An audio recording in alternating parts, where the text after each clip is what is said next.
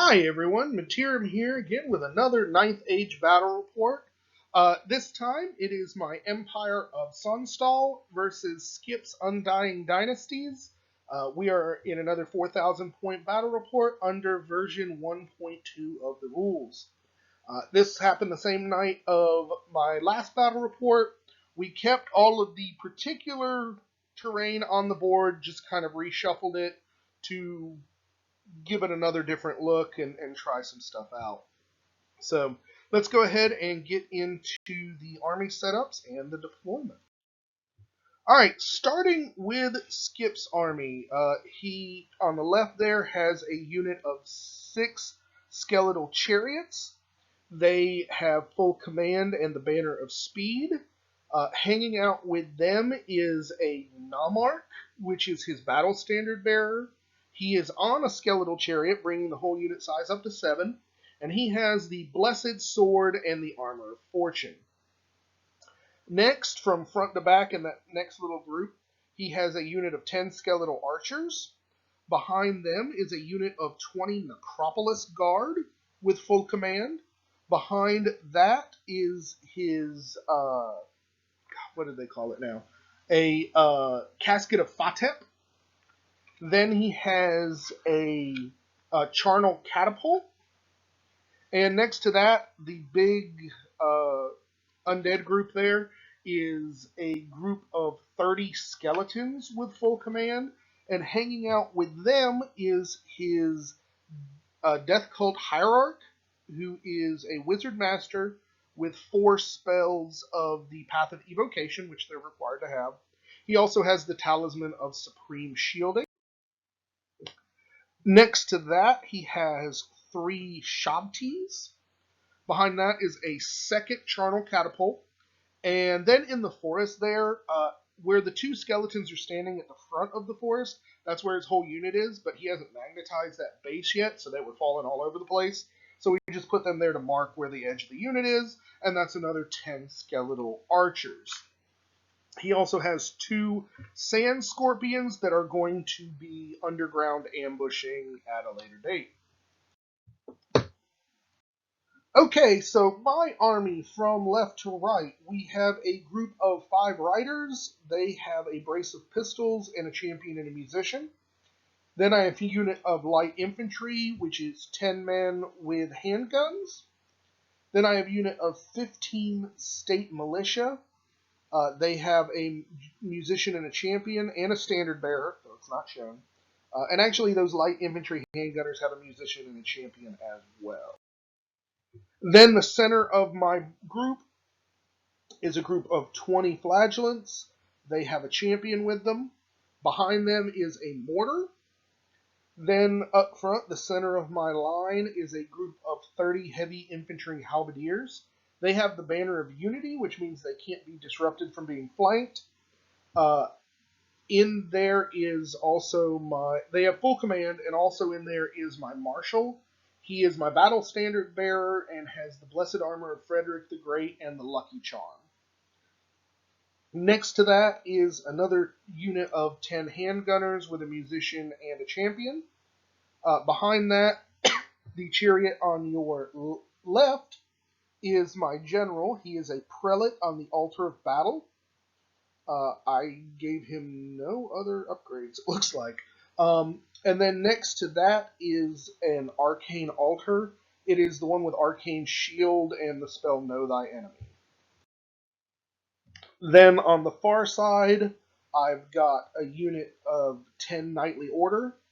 They are with full command and the banner of discipline. Hanging out with them is my second prelate. He's just a dude on a horse. No other upgrades. And then scouted out way there in my corner is a unit of 10 Imperial Rangers. So we go into Undying Dynasties turn 1. Basically, the way I did deployment this time is I dropped all but 3 of my units just to see kind of what Skip would do. Skip responded by dropping his entire army. So he ended up getting a +3 to go first, ends up going first and then not moving at all. um, I, I'm not sure why, but Skip likes, and I talked to him about this that night. Skip likes putting his chariots down last, and he always seems to bottleneck himself in when he does that. And I keep telling him, you know what, try putting them down first and build your units around them, but he didn't do that. So he decides to kind of see what I've got coming and decides not to move. He doesn't have any magic he wants to risk, so he opens up with some shooting. His skeletons in the forest are going to start shooting those rangers, which, thanks to the fact that the undead ignore all shooting penalties, he's got no problem in taking out too. So then we go to my turn one, because he's got nothing else going on. Both of his catapults failed big time. So I decide to come on with the knights. I'm going to need them to get into something. At this point, if he doesn't move anything up, I've got a decent charge on him in the forest, which is dangerous.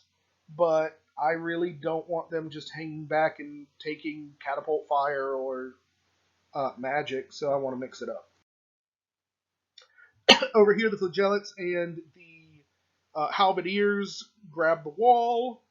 And I'm finding myself a little choked up here on the left. That portal with the pillars there, we've marked as impassable terrain.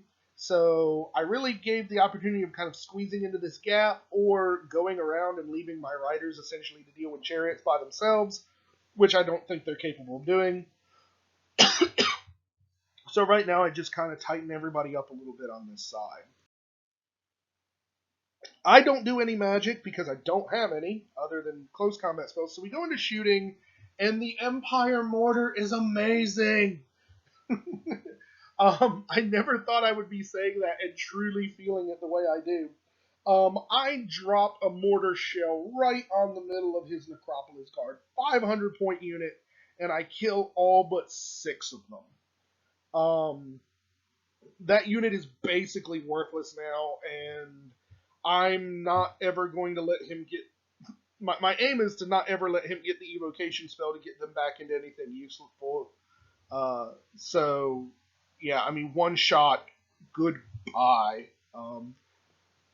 I love the fact that they're useful now, though I'm trying to kind of understand why people on the forums are saying that war machines are weak.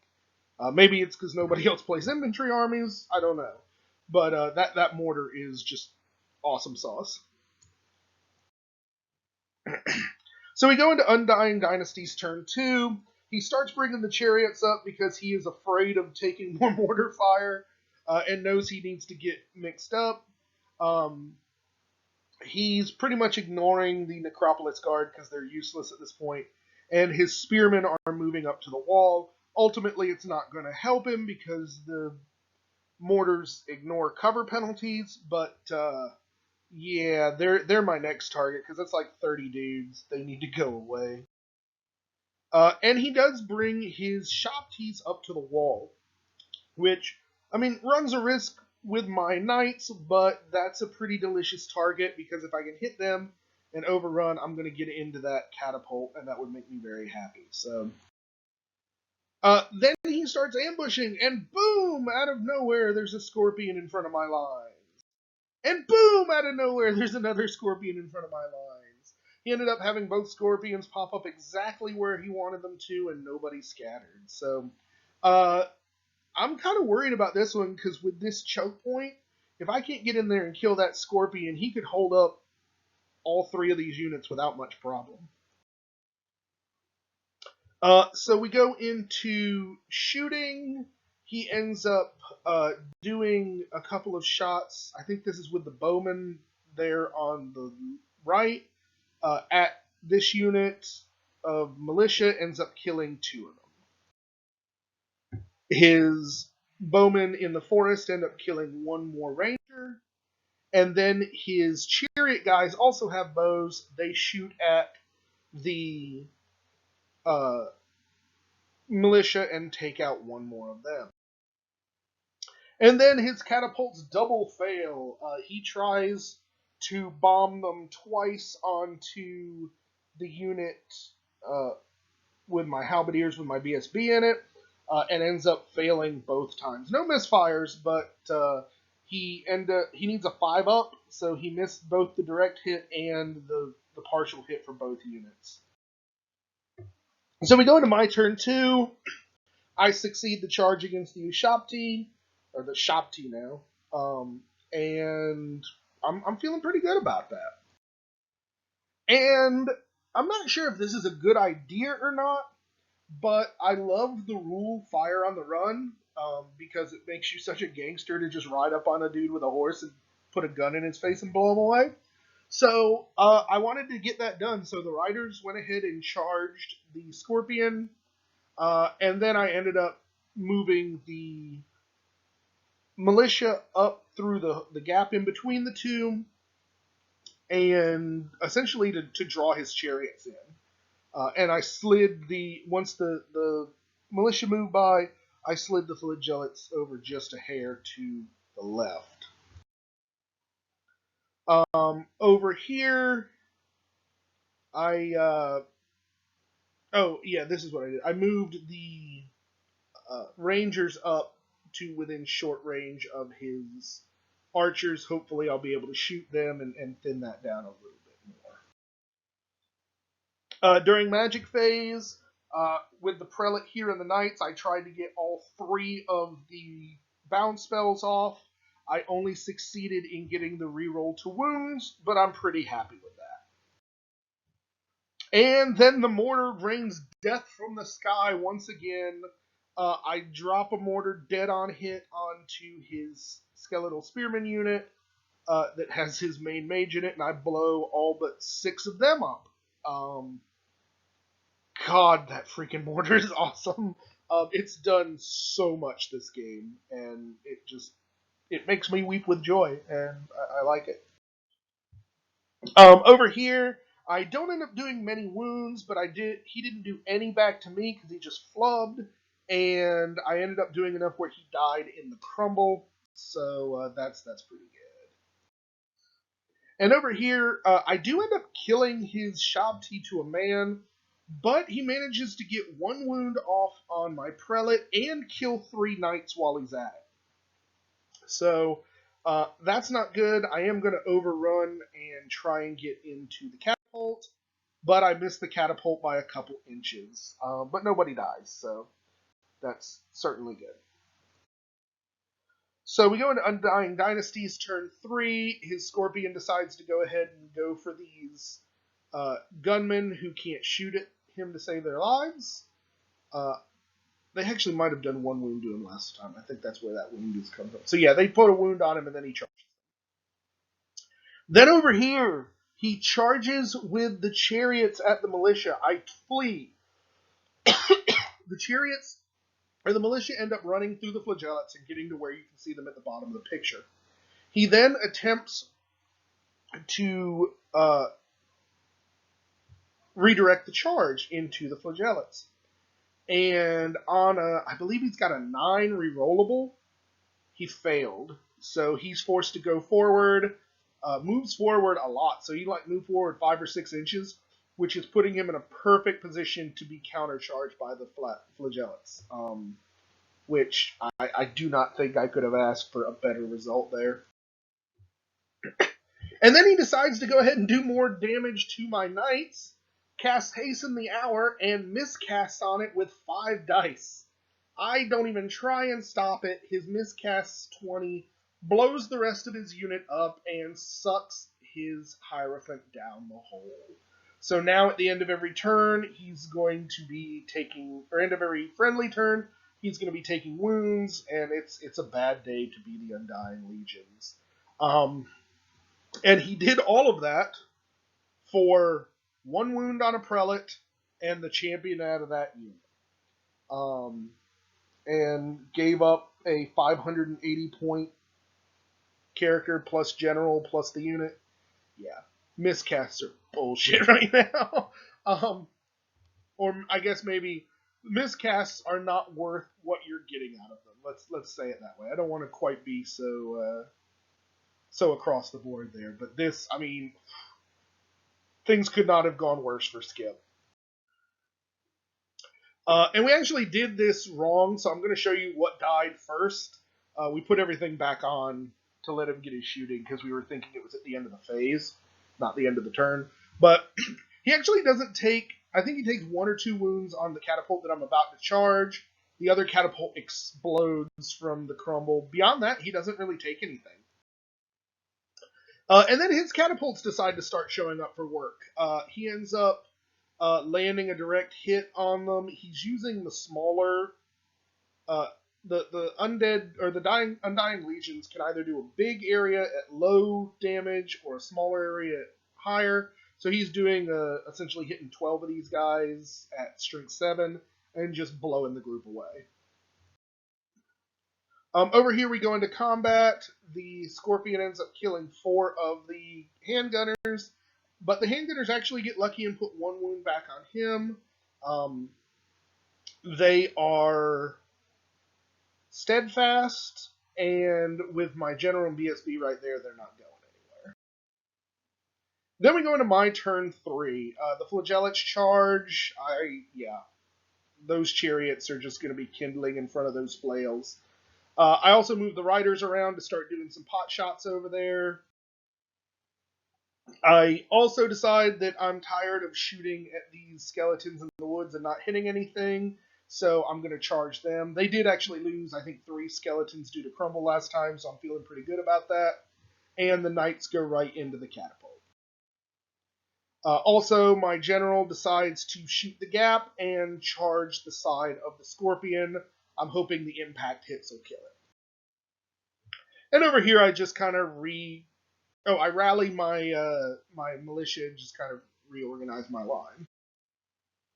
I don't think I get any magic off during shooting. My riders end up peeling 2 skeletons off of the bowman unit.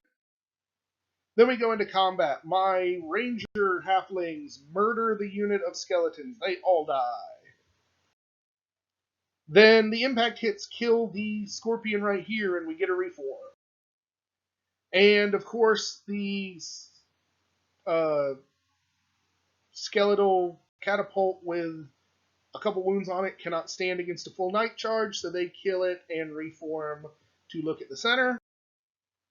And the Flagellants go to town.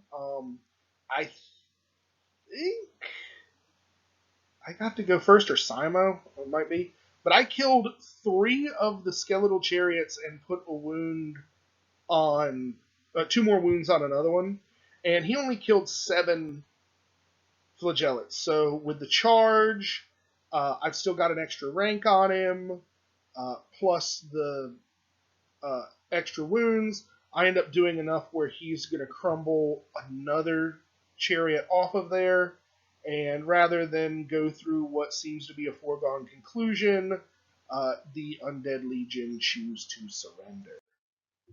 So, victory for the Empire of Sonstahl by surrender in the bottom of turn 3. All I gotta say is the mortar is the MVP like crazy. That mortar for, 210 points, I think? 210 points. I essentially neutered, 500, let's call it an even 900 points, give or take, not including his caster, because I didn't really do anything that. So I'll take that 210 to 900 point trade any day of the week.